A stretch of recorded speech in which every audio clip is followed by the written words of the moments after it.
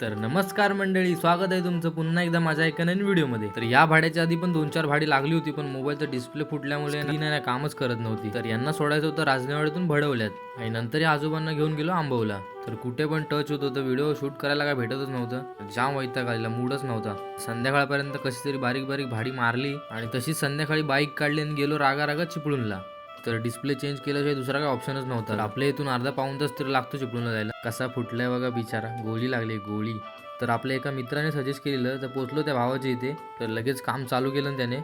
तर त्याने अर्धा एक तासात दिलं ना बनवून. तर ओरिजिनल सांगत होता, पण ओरिजिनल काय नसणार आहे ते काय माहिती आहे, पण काम जरा ओके वाटलं. तर येईपर्यंत काळोख झाला होता. तशीच बाईक काढली आणि गेलो नरसिंहाच्या मंदिरात मावळंग्यामध्ये. आज होती नरसिंह जयंती. नरसिंह जयंती आहे ना जोरात साजरी करतात. तर या दिवशी आहे ना लांबून लांबून लोक येतात. जवळपास हे आपलं एकच मंदिर आहे नरसिंहाचं. तर काही लोकांना माहित पण नसेल, कारण रानात आहे थोडं. तर मावळंग्यातून वरती गेलात ना तर अर्धा पाऊण तास तरी लागतो. आणि आमच्या वाडीतून पण एक रोड गेलाय, तर त्या रोडने आलात की डायरेक्ट 10 मिनिटात मंदिरात.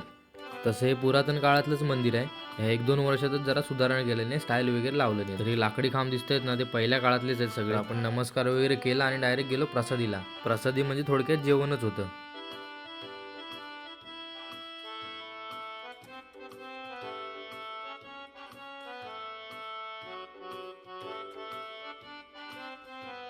तर जेवून निघालेलो घरी जायला. तर जाता जाता म्हटलं आंब्याखाली जाऊन येऊया, 1-2 भेटले तर भेटले खायला. तर कोणतरी येऊन गेले संध्याकाळी आंब्याखाली आणि माकडांनी पण काही एक आंबा ठेवली नाही, सगळे कच्चे खाऊन टाकले. आणि ते कसे बसे 3 आंबे गावले. तर आंबा आहे ना रानातच खायला मजा येते, घरी आणल्यावर काय मजा राहत नाही. तर एक एक आंबा खाल्ली आणि निघालेलो घरी यायला.